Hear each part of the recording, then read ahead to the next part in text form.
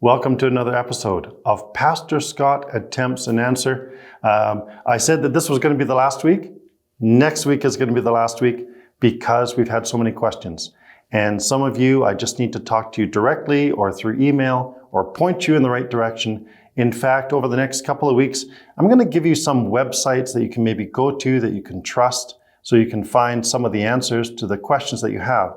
I love the fact that you're asking questions. This is so critical. Just to be curious about the Bible and to be paying attention enough that you begin to ask questions and research those together. So good for you, and I'm going to do my very best to give you an honest attempt at an answer, at least a direction. Well, today we have a question for you, and the question is simply this: why does God seem silent in the Old Testament about the practice of polygamy?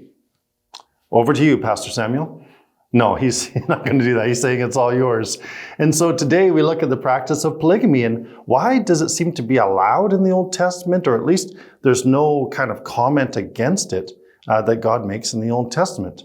Well, here's the thing. Polygamy, of course, is the practice of having multiple wives, at least from our perspective. And it's not just an Old Testament conversation. In fact, it's a very current conversation for a number of reasons. I lived in beautiful Nelson, BC for a number of years, and not far from Nelson is a settlement called Bountiful. And Bountiful is a settlement made up of a couple of fundamentalist Mormon groups that practice polygamy. And back, I think it was in 2017, two of the members were charged under the Canadian law with practicing polygamy. And so it's a very current conversation. In fact, I would suggest that as the traditional view of marriage as being between one man and one woman for life, as that is more and more challenged, we might actually see more and more attempts at different kinds of marriages, including polygamy. So it's a very current context and cultural context in Canada. We also see increasing immigrant populations coming into Canada from countries who regularly still practice polygamy. I know a number of years ago, I had a great conversation with a Muslim imam from Nigeria. Muhammad Ashafa is his name, and it was very normal for him to have his two wives come along with him. And I remember him trying to convince the pastor that traveled with him that the pastor should maybe consider getting another wife. And so it was amazing to me to be in the middle of that conversation. It's also a current conversation for our mission work internationally. When I spent some time in Lebanon, I was able to attend a baptism of a gentleman who had come into Lebanon from Syria, and he had become a follower of Jesus. And so he was being baptized, and both his wives were present. And of course, that creates something of a dilemma. And so the man had come to the pastor of that church and said, "Which one do I divorce?" And the pastor said, "Look, you've made a covenant commitment to both those women. You cannot neglect them. You have to fulfill your commitment." What a challenge. And so this isn't just an Old Testament kind of far removed conversation.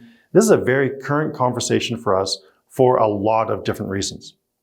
Well, I think the first person in the Old Testament that's listed as having more than one wife is Lamech. He's noted to having two wives. But it doesn't stop there, of course. There's lots of notable figures in the Old Testament. We talk about Abraham and Jacob and David. And of course, King Solomon. It said that he had 700 wives and 300 concubines. I don't know if that's a literal number or just the number 1,000, but it was a lot. As one Sunday school kid said, he had 300 porcupines. That might have been a good expression because it got him into a prickly situation, didn't it? In fact, I think that's one of the things we find in the Old Testament. Even though God is silent or seems silent about the practice of polygamy, it really gets these characters into all kinds of trouble, especially Solomon, who ends up following away from God into the religions of many of his wives. And that gets him into all sorts of difficulty and trouble. And so we see that in the Old Testament. Well, there might be some legitimate reasons for polygamy way in the past, and especially in Old Testament times. I think after a period of extended warfare, when many of the men are killed within a small town or a village, sometimes there was the practice of allowing for more than one wife in order to repopulate the village, but also to care for the women who were in those places, because the women needed to be attached to a husband in order to have certain rights and certain protections even. And so there is a provision to protect these women and to promote more children to be in these small places after maybe a time of warfare. But for the most part, we see that the practice of polygamy with like David and Solomon especially is more about status and wealth and more about providing for their own legacy and reputation. And so in that sense, it doesn't seem to fit with a justifiable reason for polygamy. Well, among Jewish population, even in Palestine, polygamy was fairly well practiced right up to the time of the Romans. And it was actually the Romans who passed laws banning polygamy. It was against Roman law to practice polygamy. The Romans made an exception for Jews who were living in Palestine, but if you were Jewish and living outside of Palestine, you were not allowed to practice polygamy. The Romans thought that it was disgusting. That was beneath them, which is hilarious to me, because the Romans, their moral code allowed for them to have all kinds of extramarital affairs and a very easy system of divorce. And so the moral code wasn't maybe so moral after all. So this brings us to the time of Jesus. What does Jesus do with all this? Remember, the Roman context is against polygamy, but still within Palestine, there's evidence that it was somewhat practiced, and the Jewish population was actually divided on this. Where did Jesus come down? Well, in Mark chapter 10, and especially verses 6 to 8, Jesus gives us a hint, a clue, perhaps a direction about the topic of polygamy. He's actually addressing the topic of divorce, but listen carefully to what he says. At the beginning of creation, God made them male and female. For this reason, a man will leave his father and mother and be united to his wife, and the two will become one flesh. They are no longer two, but one flesh. Now, this is interesting for a number of reasons. There's actually a sect of Jewish people that lived out in the desert called the Qumran community. You may have heard it, associated with the Dead Sea Scrolls and other things. And they were very adamant about marriage being between one man and one woman for life. And they were very against polygamy. And Jesus seems to affirm this viewpoint in this statement. And he does it in kind of a subtle way, at least to our ears. He says that this was from creation, and then he quotes a text from Genesis, but he just adds a little word that might be subtle and we might miss. In the original Genesis quote, it says that a man will leave his father and mother and be joined to his wife, and they will become one flesh. What Jesus adds is the word two. The two will become one flesh, and the two will no longer be one, or will no longer be two, but will become one.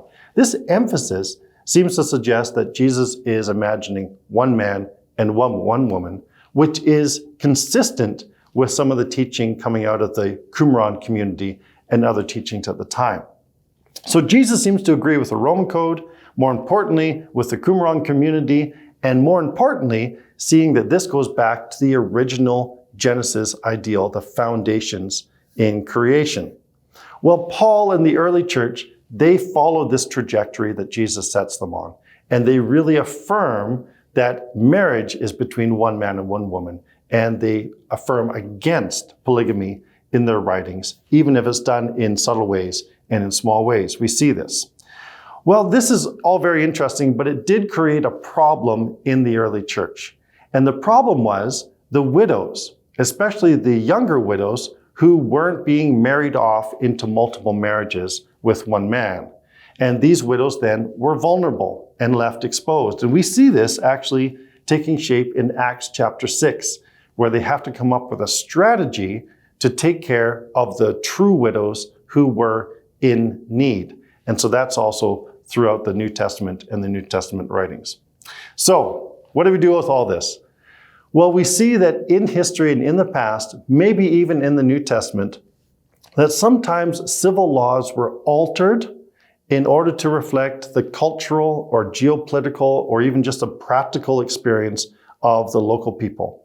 But the high ideal of marriage being between one man and one woman for life was still really held up as the creation ideal. This is affirmed by Jesus, it's affirmed by Paul, and it's the affirmation of this church and as we move forward during these times. Well, hopefully that gives a little bit of insight into the trajectory of marriage and polygamy as we find in the Bible. Feel free to come back with some additional questions. I will try and put a link to a resource that you can read through if you want to explore this further. Thanks for checking in today, and God bless.